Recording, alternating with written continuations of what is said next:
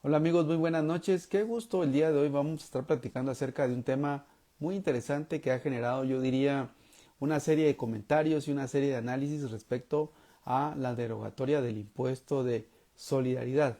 Pues muy bien, la semana pasada se ha reunido la Comisión de Finanzas en el Congreso de la República para analizar el tema de la viabilidad de la derogatoria de este impuesto.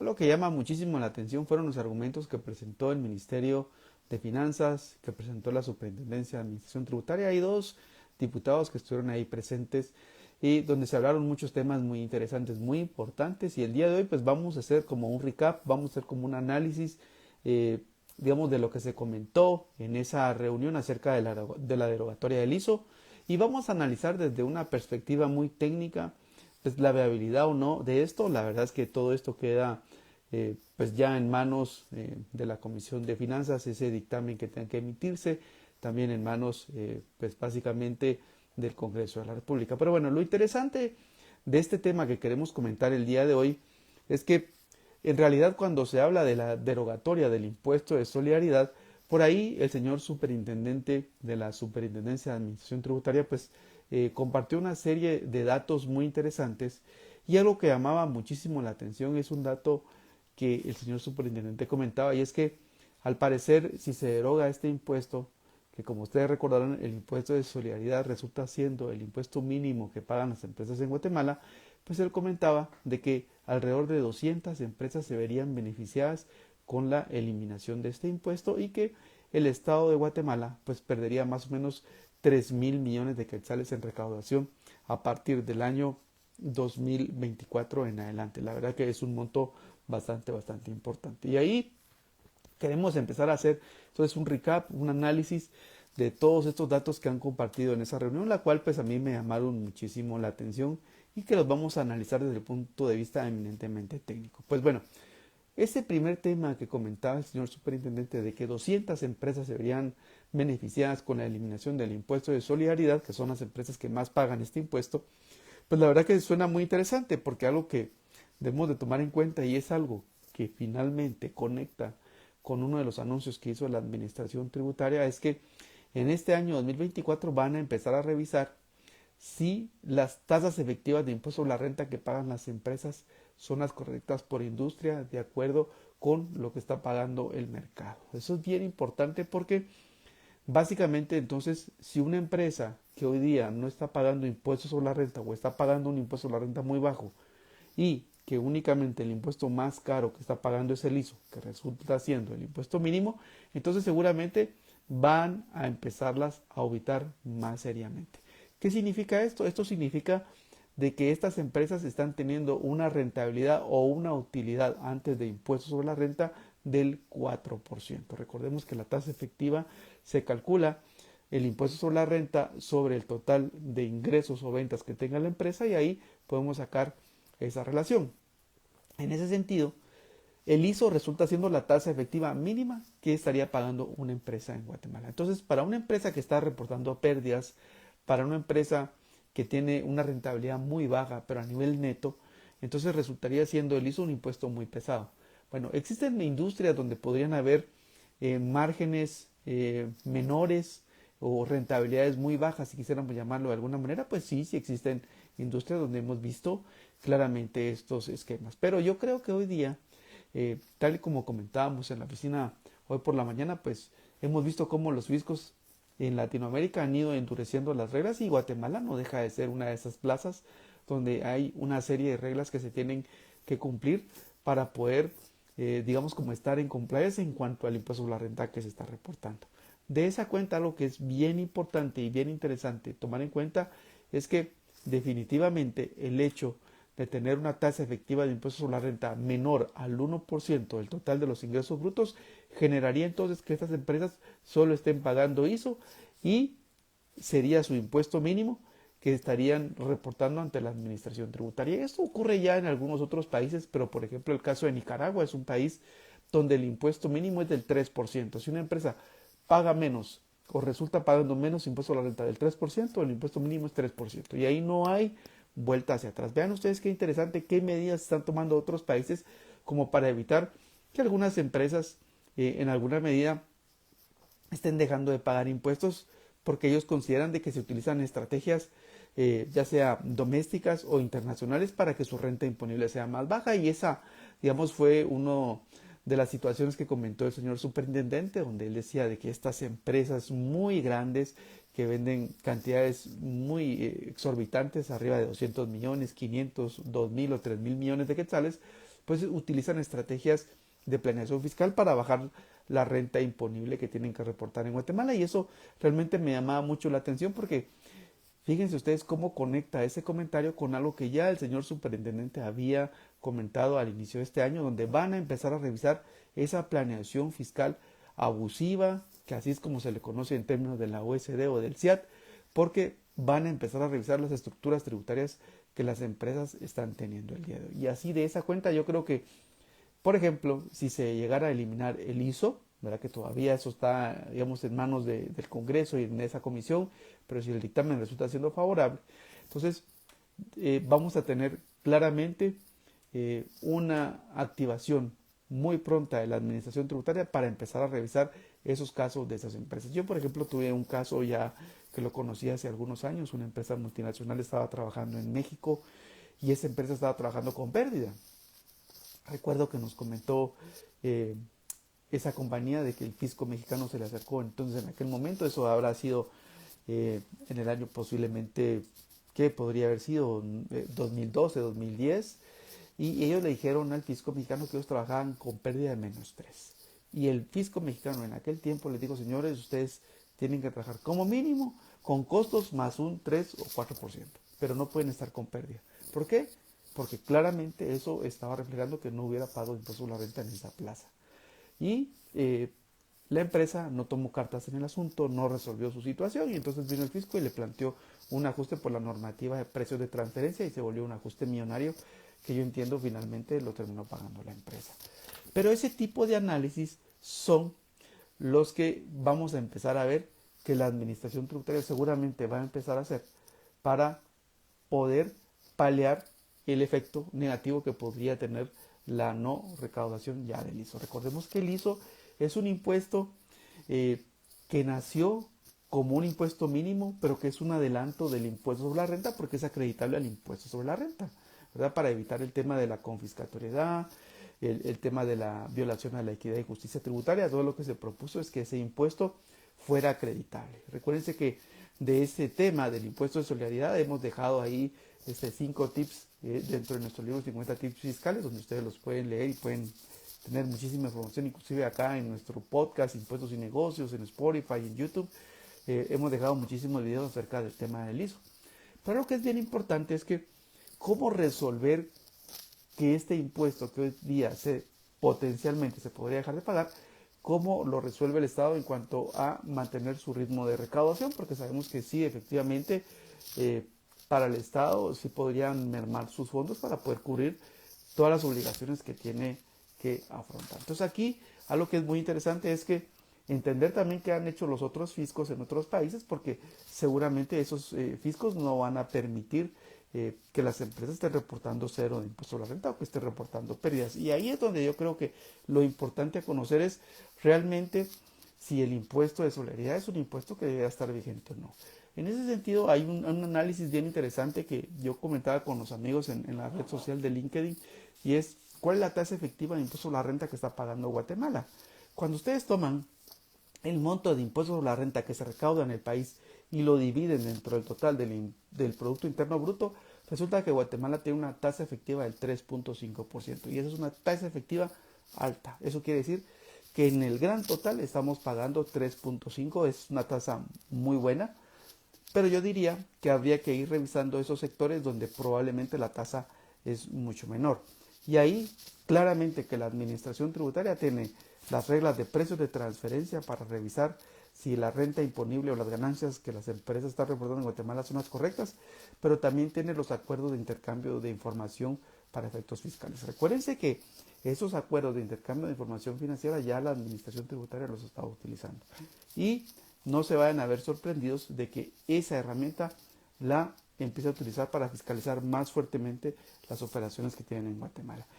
a través de esos mecanismos de intercambio de información financiera fue que se obtuvo la información, por ejemplo, de Airbnb, de todos los ingresos que se obtuvieron a través de Airbnb, se obtuvieron a través de esos acuerdos de intercambio de información financiera para efectos fiscales. Entonces, si claramente el ISO llegase a ser derogado, entonces van a ver ustedes cómo la administración tributaria va a empezar a utilizar esas herramientas hoy día que ya tiene, ¿verdad?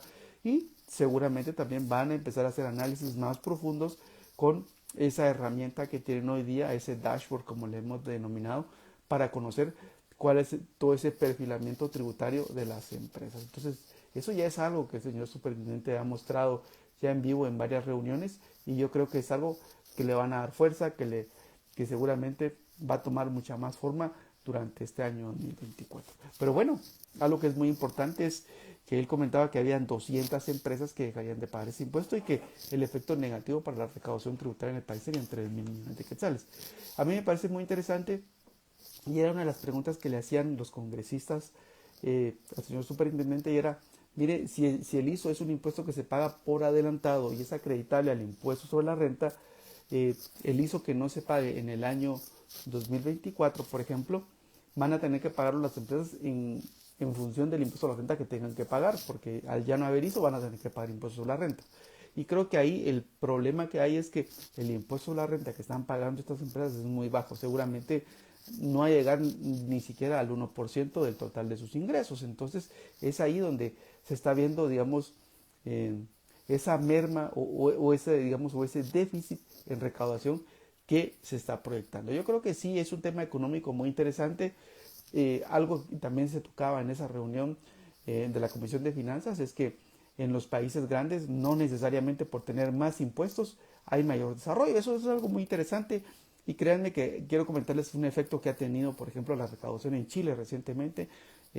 Como ustedes muchos saben, yo soy también miembro de la AIC y ahí hemos ido comentando temas de muchos países y comentaban ahí los amigos acerca del caso de Chile, donde la recaudación, digamos, se han aumentado las tasas impositivas, pero la recaudación se ha estancado.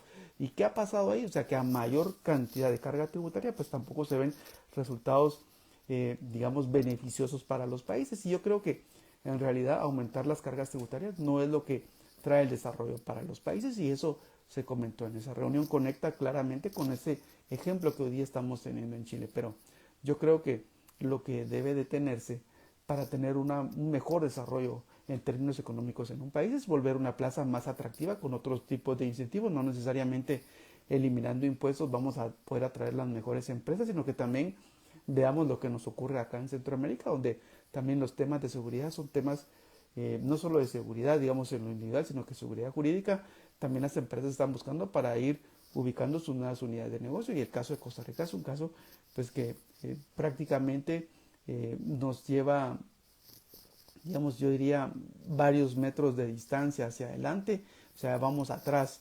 en términos de Centroamérica, eh, tratando de alcanzar a Costa Rica, pero ellos claramente están teniendo una atracción de inversiones muy alta porque están logrando sostener niveles de seguridad muy importantes y eso es un tema que hoy día nosotros no lo hemos logrado, digamos, resolver como país y digo nosotros como país porque yo creo que Guatemala es una plaza muy interesante, estamos a la par de México, tenemos dos puertos muy grandes, tenemos entradas y salidas, tenemos conexiones, hay que arreglar problemas de infraestructura, hay que arreglar problemas de aeropuerto, hay que arreglar problemas de seguridad, también problemas de educación, eso es algo muy importante, o sea, no habría que solo eliminar impuestos, sino que yo creo que una de las maneras para atraer mejores inversiones es dando también mayores certezas a los inversionistas extranjeros para que aquí vengan a ubicar nuevas inversiones, nueva inversión extranjera y eso pues genere también mayor capital, mayor desarrollo y seguramente eso va a generar mayor impuesto sobre la renta de personas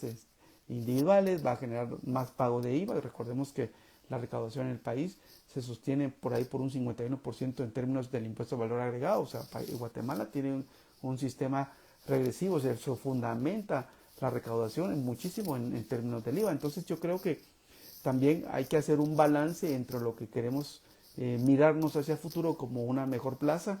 O sea, si el ISO, una de sus bondades es reportarle flujos de efectivo a la administración tributaria, pues digamos al Estado de Guatemala, para poder pagar sus gastos y todos los compromisos que tiene que cubrir, pues también habría que ir balanceando en qué medidas se podrían ir buscando para ir sopesando, digamos, la potencial derogatoria de ese impuesto. Pero algo que también se manifestaba en esa reunión es que básicamente eh, le propusieron al señor superintendente de que si se llega a derogar el ISO, pues qué habría que hacer para, digamos, reparar ese efecto contraproducente que podría haber en la recaudación. Ahí se mencionó el tema del alza de tasas. La verdad que yo creo que el alza de tasas ahorita en este momento eh, podría no ser necesario, y ahí se comentó que no era necesario, digamos, aprobar, digamos, un alza de tasas. Yo también comparto eso, que no es necesario, sino que también hay que ir empezando a revisar el tema de cómo ampliar eh, el tema de la base tributaria. Pero también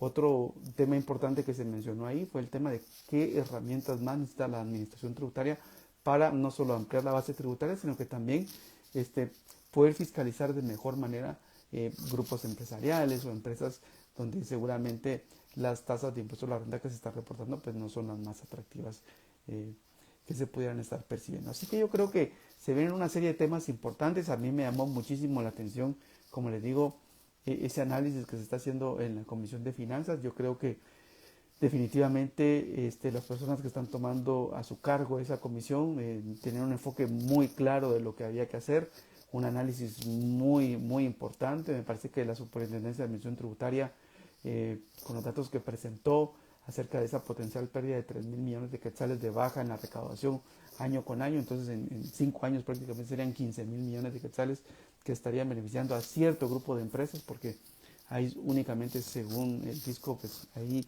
200 empresas que lo que pagan únicamente es el ISO. Entonces ahí sí yo creo que hay que ir modelando esta situación, hacer análisis no solo en términos de recaudación, sino que también análisis económicos, empezar a revisar qué está pasando con estas empresas.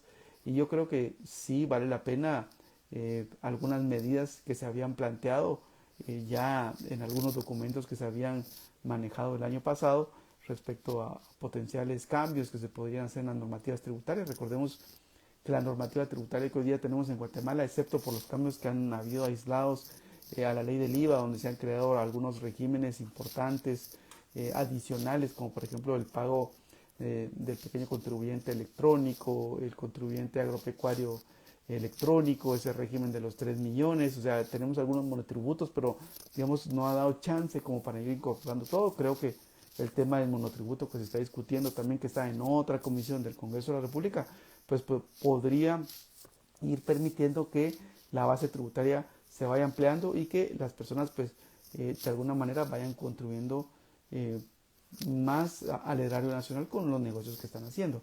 Hoy día, digamos, hay algunos datos ahí interesantes acerca de la informalidad o de la mal llamada economía informal en Guatemala, de cuánto es su participación en el PIB. Algunos manejan 65%, otros 70%. Hay un reporte por ahí del Instituto Nacional de Estadística donde claramente se muestra un dato de la informalidad en el trabajo y ellos hablan de un 70%.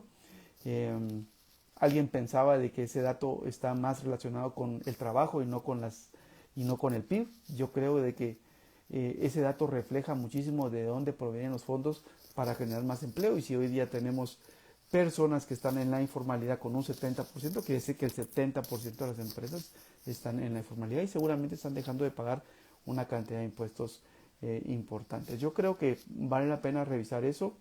Por supuesto que el tema de la recepción de los servicios para la población también es importante, porque aunque eso no sea una justificante, también eso desalienta de alguna manera la cantidad de impuestos que las personas hoy día estamos pagando en Guatemala.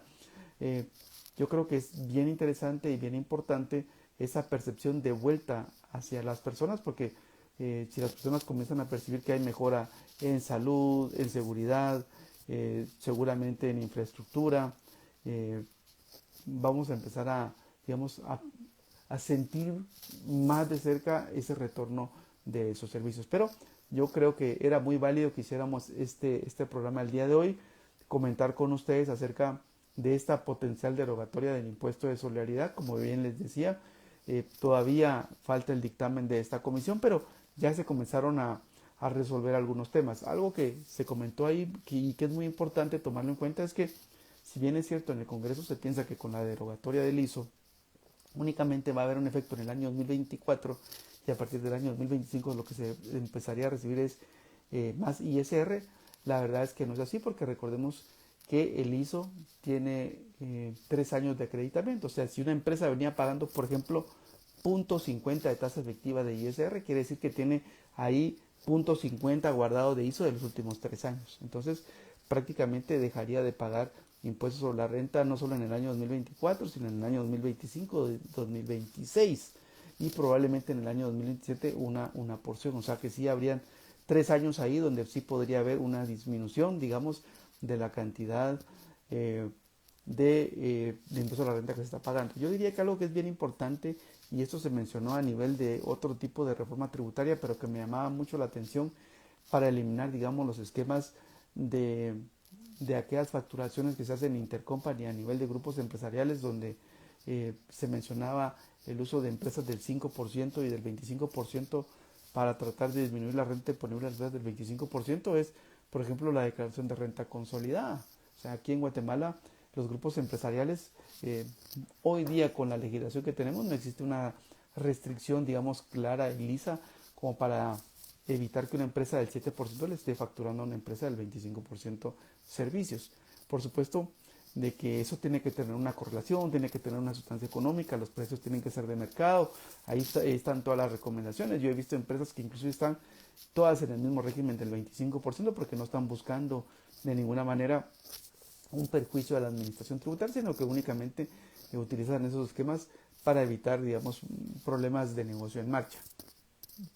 Eso es lo que nosotros hemos visto en la práctica, pero también conocemos de casos de empresas que no lo han utilizado de esa manera y lo han utilizado, yo diría, de una manera desproporcionada. Y yo creo que esos casos son los que hoy día la administración tributaria va a empezar a revisar, principalmente con la herramienta que hoy día tiene para analizar las transacciones intercompañía a nivel doméstico. Eso ya hoy día fue, yo diría, una bandera roja que levantó la administración tributaria, y este es un tema que seguramente va a empezar a revisar más de cerca la administración tributaria para revisar qué está pasando. Así que yo creo que se vienen temas interesantes con esta derogatoria del ISO, se vienen asuntos importantes que hay que tomar en cuenta dentro de los grupos empresariales en Guatemala. Seguramente vamos a empezar a revisar y a observar, digamos, un comportamiento más analítico de parte de la administración tributaria para estar revisando el cumplimiento de la tasa efectiva de impuesto a la renta, no solo por empresas, sino que por industria y lo que está pasando alrededor, porque sí sabemos de que la administración tributaria va a tener que tomar alguna medida para ir paliando el tema de la potencial derogatoria del ISO. Hoy día está en análisis en la Comisión de Finanzas ese dictamen. Creo que hay muchas herramientas que se deben de revisar, hay muchos datos que hay que tomar en cuenta para revisar si es viable o no esa derogatoria. Así que queríamos compartir con ustedes ese video el día de hoy, ese análisis que hemos hecho. Como les digo, la tasa efectiva de impuesto a la renta hoy día que estamos pagando como países anda más o menos alrededor del 3.5%, o sea, el total del impuesto a la renta que se recauda sobre el total del Producto Interno Bruto. También hemos comentado acerca del ISO, que es un impuesto acreditable, nació ya hace muchos años con la ley del YEMA, ya por el año 1995-96, por ahí les hemos dejado un curso que hemos hecho sobre el tema de la ley del ISO, donde ustedes pueden obtener muchos datos de cómo funciona, cuál es la historia de ese impuesto, que yo creo que me parece muy interesante. Recuérdense también que algo que es importante es que si, aunque deroguen ese impuesto, el día de hoy, digamos, si lo derogaran en este mes de mayo 2024, recuérdense que la administración tributaria tiene el derecho de revisar las declaraciones de los últimos 4 años, o sea que todavía vamos a estar viviendo ajustes tributarios del ISO si es que llegan a existir casos en los siguientes 4 años. O sea, miraríamos ajustes en el año 2025, 26, 27, 28 y 29. O sea, no es un impuesto que nos vamos a divorciar de él muy fácilmente, ¿verdad? Así que, pues bueno, de eso queríamos hablar con ustedes el día de hoy. Y ahora vamos a pasar a revisar si tienen algún comentario. He visto que por ahí ya tienen algunas preguntas, así que vamos a empezar a revisar qué tenemos el día de hoy por acá, ¿verdad? Allí se ha unido con nosotros don Frank Gramajo, también don Julián López está viendo este video, don Saulo Lázaro también se ha unido. Saludos, Saulo. Aquí Saulo me hace una pregunta de que si habrá algún otro impuesto que lo vaya a sustituir. En esa comisión de finanzas ahí los señores diputados fueron muy claros de que no se van a subir tasas ni se van a crear más impuestos. pero vamos a revisar qué otras medidas sí ofrecieron a la administración tributaria, ayudarles con más medidas, como para tener más reglas, yo diría como para endurecer aquellas potenciales evasiones tributarias que podrían estar existiendo el día de hoy, principalmente por esas estrategias abusivas de planeación fiscal. Así que yo creo que lo que vamos a empezar a ver, Saulo, son más regulaciones para tratar de ir cerrando brechas respecto a lo que han hecho algunas empresas utilizando esa más llamada planeación fiscal, porque la planeación fiscal no tiene que tener únicamente como proceso pagar menos impuestos, sino que pagar los impuestos correctamente utilizando todas las medidas que hoy día están. ¿Verdad? Es una reflexión que hemos dejado también en un curso de planeación fiscal que ustedes pueden encontrar en Patreon. Ahí lo hemos dejado listo para que ustedes lo vean. Muy bien, está con nosotros don Eduardo Cruz, don Fernando López, don Álvaro Morales, también está con nosotros con la transmisión, Jorge López está con nosotros, Enrique Salazar, Kate, la comunicación, don William García también se va analizando acerca de la potencial derogatoria del ISO. Hay una serie de preguntas, muchas dudas, pero yo pienso que es un análisis económico el que hay que hacer para saber si existe o no una viabilidad para derogar este impuesto. No se trata únicamente de afectar el erario nacional, sino que creo que claramente hay que buscar alternativas, hay que buscar mecanismos también para atraer más inversiones, y yo creo que el ISO pues claramente ha sido un impuesto que por años le ha generado sus flujos positivos al Estado, como lo hemos conversado en nuestro canal Impuestos y Negocios y en el curso que les hemos dejado el ISO. Pues el ISO, o el impuesto a los activos como se le conoce en otros países, ha sido un impuesto que ha sido recomendado por el Fondo Monetario Internacional para que los países puedan generar flujos de fondos y también tengan capacidad de pagar deuda. Acuérdense también que también hay varios objetivos de los impuestos, no necesariamente para cubrir todos los gastos de funcionamiento. Aquí don Sergio tiene una pregunta y me dice que él tiene entendido que quieren dejar solo un régimen de tributación de ISR para evitar las estrategias fiscales. Pues en efecto, Sergio, el año pasado estuvo circulando un documento de un preproyecto, si quisiéramos llamarlo de alguna manera, de reforma tributaria. Ahí se hablaba de que cuando existieran empresas del mismo grupo empresarial, o que hubiera una empresa del 7% que le estuviera facturando a una empresa del 25%, en esos casos ambas empresas tenían que estar en el régimen del 25% para no afectar los intereses del fisco. Eso básicamente es lo que se está planteando. No se está planteando que se derogue ese régimen. Yo creo que podría ser una alternativa muy interesante, Sergio. Yo lo llamo como declaración de impuesto a la renta consolidado, porque básicamente con eso desaparece el régimen del 7% cuando los grupos empresariales tienen empresas de ese estilo, para tratar, digamos, como de aumentar sus gastos en la empresa del 25%. Eso realmente también creo que se podría evitar con el tema de precios de transferencia local. Eso también se puede evitar para ver que los precios que se están utilizando sean los precios de libre competencia, no precios de mercado, sino que precios de libre competencia. Y creo que por ahí también podrían haber algunas medidas que la administración tributaria pueda pedir, ¿no? Como parte del complemento del tema de la derogatoria del ISO. Puede ser que ya vengan por ahí ya digeridas algunas acciones que la administración tributaria tenga para poder revisar que las tasas efectivas de impuesto a la renta que se están pagando sean las correctas. Algo que tenemos que tomar mucho en cuenta es que hoy día ya hay herramientas que la administración tributaria tiene. Primero, tienen ese dashboard donde ya tienen toda la información de las facturas electrónicas, y eso lo ha compartido el señor superintendente. O sea, ya hay un perfilamiento tributario para los contribuyentes para analizar sus transacciones. Eso seguramente lo van a utilizar. Hay 5 estrategias que se van a seguir.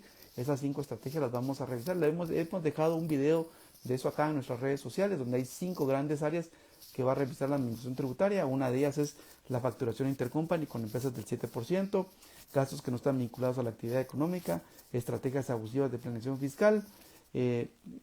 También van a revisar el tema de PT local, y hay un tema relacionado con gastos que no tienen relación con las operaciones de los contribuyentes. Son 5 grandes áreas a las que el fisco va a empezar a revisar para ver el tema de la tasa efectiva. Y eso se va a ver seguramente reforzado con todo esto que está pasando el día de hoy, con este potencial, potencial proyecto de derogatoria de la ley del ISO. O sea, no solo, digamos, es de derogar el ISO, sino que seguramente la administración tributaria va a pedir más herramientas para poder cumplir también con sus compromisos de recaudación, porque recuerden que el fisco, su función es recaudar, ¿verdad? Entonces el fisco, para poder, digamos, mantener el ritmo de recaudación, seguramente va a pedir más herramientas legales para poderlas aplicar también en el país. Algo que también se platicó muchísimo ahí en esa reunión en la Comisión de Finanzas fue básicamente el tema de la ampliación de la base tributaria, ¿verdad? Esa fue un tema bien importante para no seguir, digamos, no dejar de fiscalizar a los que hoy día ya están controlados, sino que, digamos, reforzar los controles, pero también ampliar la base tributaria. Yo creo que ese es uno de los desafíos que, como toda administración tributaria, el fisco guatemalteco tiene el día de hoy. Muy bien, espero con esto haber podido dar respuesta a don Sergio sobre esta consulta que nos hacía. Pues bueno, recuérdense que el día de hoy estamos platicando acerca del potencial proyecto de derogatoria del impuesto de solidaridad. Nos estamos basando en esa reunión que tuvieron los diputados la semana pasada, donde estuvo el Ministerio de Finanzas, también estuvo la Superintendencia de Administración Tributaria y estuvieron varios diputados ahí como parte de la comisión. También existieron otros comentarios que yo diría muy loables, donde también un diputado pues manifestaba su oposición a la derogatoria del ISO, basado principalmente en que todas las empresas en Guatemala pues tienen que contribuir al erario nacional. Y yo creo que por justicia y equidad tributaria, pues seguramente todos los contribuyentes tienen que cumplir con las obligaciones que les corresponden. Así que yo creo que si bien es cierto, habrá una empresa o empresas o grupos empresariales que tienen una tasa efectiva de impuesto a la renta muy bajo, seguramente van a ser sujetos de la administración tributaria respecto a una fiscalización, yo diría, más profunda y más técnica de lo que hoy día están haciendo o reportando en sus declaraciones de impuestos. Así que no se nos vaya a sorprender de que por ahí vamos a empezar a revisar más y más este asunto. Pues bueno, voy a revisar si tienen todavía más preguntas o más comentarios. Recuérdense, estamos analizando el tema de la potencial derogatoria del impuesto de solidaridad y ahí creo que vamos a empezar a revisar más y más temas que seguramente se van a venir. Aprovecho para hacer una pausa, pero quiero comentarles que este próximo jueves estaremos en nuestro evento, en nuestro seminario, donde vamos a estar analizando todo el plan de fiscalización que viene de parte de la Administración Tributaria para el año 2024.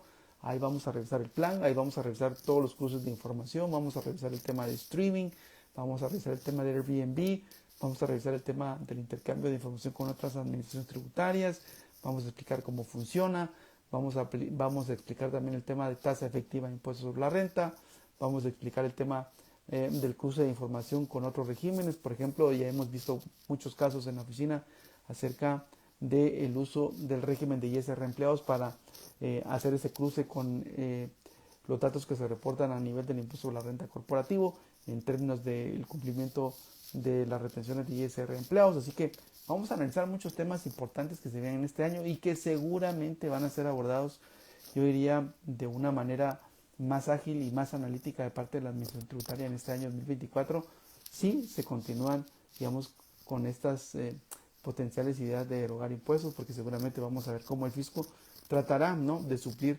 todas estas situaciones que se pueden generar en cuanto a una menor recaudación por ese potencial proyecto de derogación del impuesto de solidaridad, ¿verdad? No es que lo hayan ya derogado, está en análisis. Yo creo que hay unos análisis económicos muy interesantes que se están haciendo y como digo, no es una decisión fácil, es una decisión que debe ser consensuada, debe ser analizada a la luz de lo que Guatemala está buscando tener como una plaza también, ¿no?, como para atraer más y más inversiones al país. Bueno, muy bien, vamos a revisar si tenemos más comentarios, más personas que se han unido a nuestro programa. No tenemos más comentarios. Agradecemos a todas las personas que se han unido a nuestro evento en vivo, son muchas. Y si ustedes quieren compartir este programa con más personas, pues totalmente libre para que lo puedan hacer, para que se puedan unir, o bien pueden dejar sus comentarios acá y luego estaremos tratando de resolver todas sus dudas a posteriori, ¿verdad? Vamos a tratar de resolver todas esas dudas para tratar de ir explicando todo lo que podamos en cuanto a estos temas de impuestos que siempre generan muchas dudas. Una de las preguntas que me hacía alguien fuera de micrófonos era respecto al curso de planeación fiscal. Este curso de planeación fiscal tiene 4 módulos, ustedes lo encuentran en Patreon. Ahí van a encontrar muchísima información de cómo hacer una correcta planeación fiscal unida a los planes financieros y económicos de las empresas. Recuerden que la clave para hacer una correcta planeación fiscal es no solo considerar los temas tributarios, sino los planes de negocios de las empresas. Y en eso se basa el curso de planeación fiscal que hemos dejado en Patreon. Así que si muchos de ustedes lo quieren tomar, ahí está libre para que lo puedan tomar. Ya está totalmente completado. Muy bien. Don Werner nos tiene aquí una pregunta y me dice que que él ve excelente el tema de la derogatoria del ISO y que espera que puedan derogarlo debido a que afecta a las empresas con poco margen. Sí, yo creo, Werner, de que sí hay empresas que podrían tener poco margen, empresas que podrían estar perdiendo. Y yo la reflexión que hacía ahí, y les comentaba el caso que vivimos de una empresa en México, es prácticamente que el fisco mexicano, cuando planteó esa situación, les dijo: bien, señores, yo quiero que ustedes por lo menos me reporten a nivel de precios de transferencia, porque todo lo manejaban con una empresa relacionada. Ojo, que eso es bien importante, no con terceros, no al público. eh, por lo menos costos más un 3 o 4%, ¿verdad? Y ahí el fisco fue muy agresivo y la compañía no acató, digamos, esa potencial solicitud amistosa y recibió un ajuste tributario que inclusive llegó al tema penal. Entonces ahí es donde son situaciones como complejas. Recuérdense que lo que hacemos en Guatemala, o digamos esas recomendaciones que vienen de cómo tratar los casos, pues también vienen de otras plazas donde ha funcionado. Entonces yo creo que sí hay que tener mucho cuidado, Werner, digamos, con estas situaciones. Entiendo claramente que pueden haber empresas que puedan tener márgenes menor al 1% o una tasa efectiva de impuesto sobre la renta menor al 1%, pero son casos que se pueden explicar. Por ejemplo, una empresa que esté vendiendo productos y su precio está sujeto a la bolsa de valores y se desplomó en un X mes o en un semestre completo se desplomó el precio de ese producto y esa compañía tenía inventarios a precios más altos y entonces ya no pudo vender y su rentabilidad se le cayó. Eso se entiende, se explica, pero también hay que mostrar cómo eso va a empezar a tener efectos positivos hacia el futuro.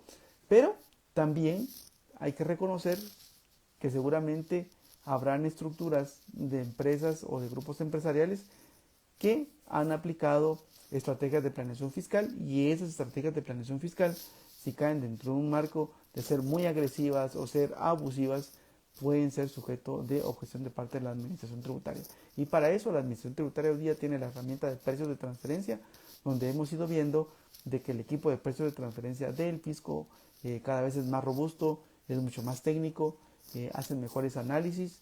También hemos ido viendo de que la administración tributaria ha ido utilizando los acuerdos de intercambio de información financiera para efectos fiscales. Prueba de eso, el tema de Airbnb, y hemos ido viendo otros casos que se han ido aplicando sobre la práctica. Así que no solo se trata de llegar a pensar de cuál es el problema. Yo creo que hay que empezar a revisar también por qué las empresas están teniendo márgenes muy bajos. Yo no estoy diciendo que todas las empresas no los deberían de tener. Por supuesto que su realidad económica puede ser una, y hay que empezar a revisar si efectivamente no podrían haber ahí potenciales brechas de potenciales ajustes de parte de la administración tributaria. Creo que estamos en el mejor momento de hacer un review, revisar cuál es la estructura de costos y gastos, revisar las estructuras empresariales, revisar ese plan de negocios para poder identificar si existen o no potenciales problemas que el día de mañana la administración tributaria pues va a decir: señores, ustedes aquí hicieron esta estructura tributaria que me disminuyó mis ingresos y entonces por lo tanto yo le planteo este ajuste tributario y comencemos con un proceso de defensa o bien con un tema en el ámbito penal. Recuerden que también esa ha sido una de las recomendaciones que la administración tributaria ha ido utilizando para ir objetando estructuras que se han hecho a lo largo de los años. A partir del año 2016 comenzamos a ver temas más técnicos, temas yo diría también más complejos de parte de la administración tributaria, ¿verdad? Don Werner aquí me pregunta que cómo veo el tema de la legislación de precios de transferencia a nivel local. Bueno, de eso ya hicimos un programa, Werner, pero lo voy a repetir claramente, y eso está dentro de la agenda de la administración tributaria para este año. Bueno, el artículo 98, si no me falla la memoria, es el numeral 7 del Código Tributario. Le permite a la administración tributaria hacer tasaciones de transacciones de bienes y de servicios, ¿verdad? En donde el contribuyente no haya aportado claramente todos los elementos para establecer el precio de las operaciones. Voy a confirmarles por acá la base legal, pero sí hoy día el Código Tributario le permite al fisco hacer esas tasaciones. Entonces hay que tener mucho cuidado respecto al tema de PT local, porque a mí me parece que esta base legal, que es muy amplia y que de hecho yo la comentaba con la gente de la administración tributaria, ellos piensan de que esta base legal les permite a ellos eh, eh, a- eh, tomar esto. Y corrijo, es el inciso 9, es el artículo 98, inciso 9 del Código Tributario, que le permite al fisco hacer estas tasaciones de bienes o derechos en el caso del contribuyente, previo requerimiento, no aporte los documentos o elementos que permitan establecer el verdadero valor de los mismos. Entonces yo creo que sí, digamos, esta base legal, que es muy genérica, que es muy amplia, puede ser utilizada por la administración tributaria para poder aplicar PT local, o sea, precios de transferencia a nivel local. Hoy día, regreso, también en ese anteproyecto de reforma tributaria se estaba hablando acerca del tema de, ya con nombre y apellido, incluir el tema de precios de transferencia a nivel local. Eso no quiere decir que hoy, con esta base legal del Código Tributario, para mí ya el fisco lo puede hacer. Ahora, si ingresa una norma más clara, pues seguramente ahí lo que vamos a tener no solo son temas de tasaciones, sino de métodos para establecer esos márgenes de rentabilidad. Entonces hay que tener mucho cuidado ahí, Werner, porque yo creo que hoy día la legislación tributaria ya está, ese artículo, de hecho me parece que fue reformado en el año 2001, o sea, está vigente ahí desde hace 23 años, y yo creo que la administración tributaria que hoy día tenemos es una administración tributaria más robusta, más técnica, eh, que claramente ya identificó esa base legal para poderlo aplicar. Así que eh, yo veo que hoy día ya viene ese tema, viene dentro de las 5 acciones que quiere hacer el fisco para este año para revisar el tema de tasa efectiva de impuesto a la renta, lo quiere aplicar para el año 2023 y eso no lo limita para que lo vea hacia atrás.